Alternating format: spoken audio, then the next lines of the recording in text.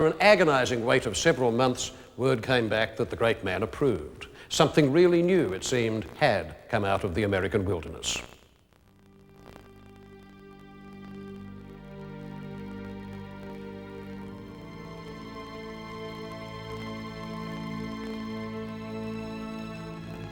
But Copley was a timid man, and he didn't get to London for another 9 years.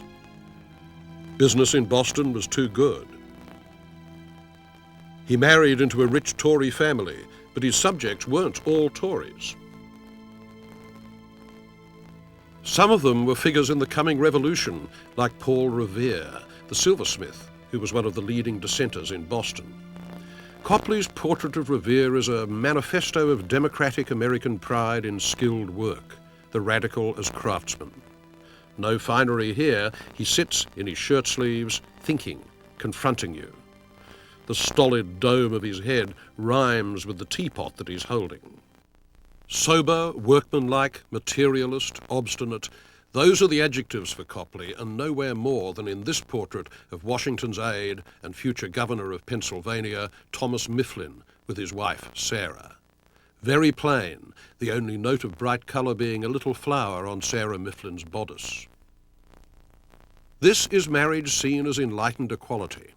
Conventional 18th century portraiture had the wife looking admiringly at her husband. Here it's reversed. Sarah Mifflin fixes us with a slightly questioning gaze, while her husband looks at her with manifest pride. An ideal republic of two.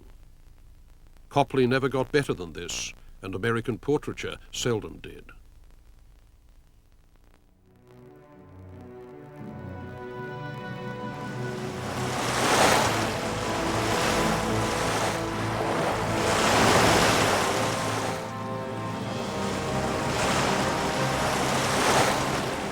In 1778, Copley poured the lessons of Rome and London into a history painting in the grand manner. Except it was an odd kind of history painting because it wasn't about an important public event. It was commissioned by an English trader called Brooke Watson to commemorate something awful that befell him when he was a young man in the slave and sugar trade in Cuba. He'd fallen over from a boat in Havana Harbour and a giant shark chomped his leg off. In some ways, Watson and the Shark reminds me of those pious ex-votos that one used to see in rural chapels in Spain, where a picture is commissioned to celebrate your miraculous delivery from a landslide or a lightning storm or a shipwreck. Except, of course, that it's a very sophisticated painting and it is full of art historical allusions. A Roman statue called the Borghese Gladiator, rotated through 90 degrees, gave Copley the body of Watson. The figures in the boat owe a lot to Raphael, especially the Raphael of the tapestry cartoon known as the Miraculous Draught of Fishes. Despite its classical quotes, it's a melodramatic painting, and that shark charging out of the milky green sea can still give you a nasty turn. It was meant to be scary, to signify the uncontrollable, remorseless power of nature. Jaws the first. Probably he'd never actually seen a shark, though. This one has no gills, and it has lips like a toothpaste ad. Most startling to a modern eye is Copley's treatment of the black crewman. Blacks up to now had only figured in American art as servants, slaves. But this man is given the full dignity of an individual. He anchors the composition, he holds the line that is to be thrown to Watson, and in his calm and apparent concern, he acts as a sort of Greek chorus to the horrific event, on equal terms with the whites.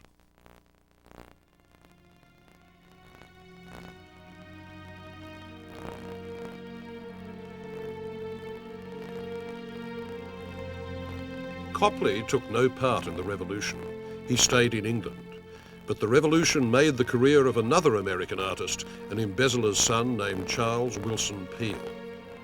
Peale became the young republic's first resident history painter, an ardent patriot, a populist on the extreme left of the struggle who idolized its leaders and fought at Valley Forge. His big iconic subject was Washington himself, whom we see here after the Battle of Princeton, leaning on a cannon like a farmer on a fence, big-boned, small-headed and very American.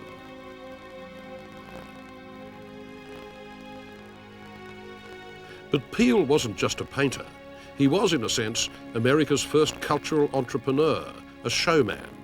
Here he is, at age 81, lifting the curtain on his world of wonders.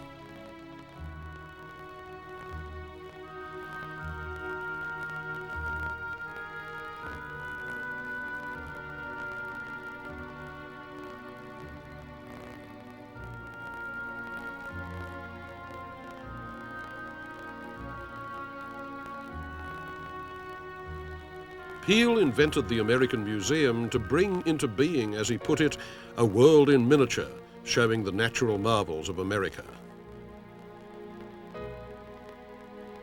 What would it do? It would improve the Republic. As ours is an age of discovery, he wrote, every experiment helps to expand the mind and make men better, more virtuous and liberal. One such discovery would help change American ideas about America's own prehistory. Not all Americans liked the newness of the New World. They would have preferred to be able to point to something at least and say, this is truly certifiably old. And after 1801 they could, because in that year some people digging in a glacial bog in New York found the remains of a gigantic prehistoric animal, a mastodon. Now today every kid knows about fossils, but 200 years ago the very idea of an extinct species didn't exist. Yet there it incontrovertibly was, older than any human artifact and certainly different to any living animal. It implied a new conception of geologic time, and this so excited Peale that he rushed to the site and took over digging the thing up. In this picture, the exhumation of the mastodon, Peale depicts the critical moment when a violent thunderstorm threatened to flood the pit in which the skeleton lies. In the pit, there's a buzz of wet activity. A half-naked worker triumphantly holds up a mastodon bone. On hand are Peale and his own children with an enormous drawing. They're there to witness the great moment and will themselves carry on the saga of American self-discovery.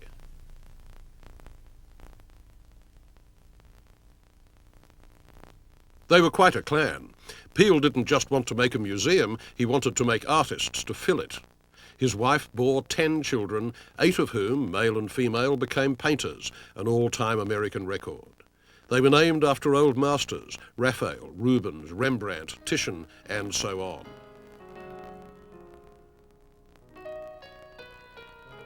Such tricks of illusion became Raphael Peale's own stock in trade.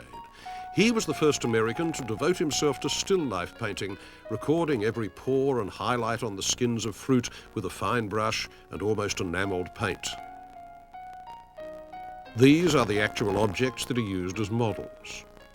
With Raphael begins an ultra-illusionistic vein in American art that would later become enormously popular in the 19th century because the public liked to think of the artist as a sort of trickster, a con man.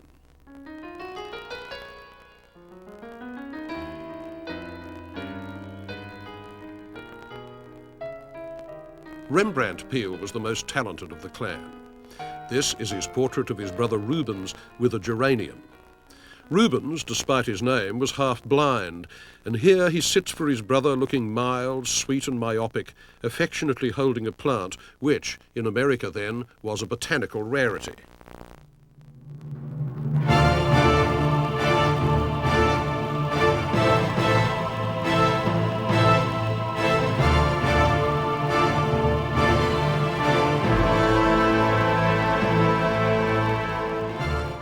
The Peale children grew up in an ever more confident nation. The English attacked America again in the 1812 war and once more were beaten. This prompted a wave of nationalistic fervour and with it a desire for ever grander state architecture.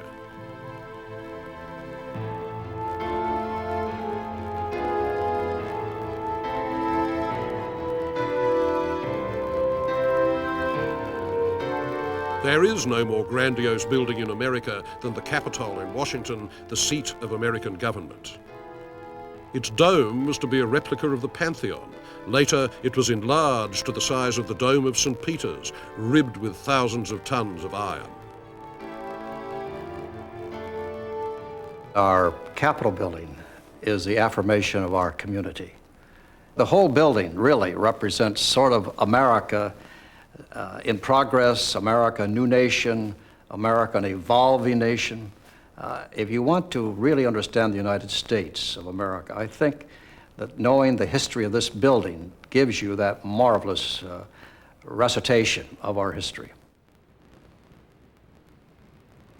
As you look up and see the paintings in the dome, and you see the magnificence of that structure, well, I have a sense of awe. It's the third largest dome building in the world, St. Peter's of Rome, St. Paul of London, and our Capitol building. Its designer was a Bostonian, Charles Bulfinch, America's first native-born professional architect.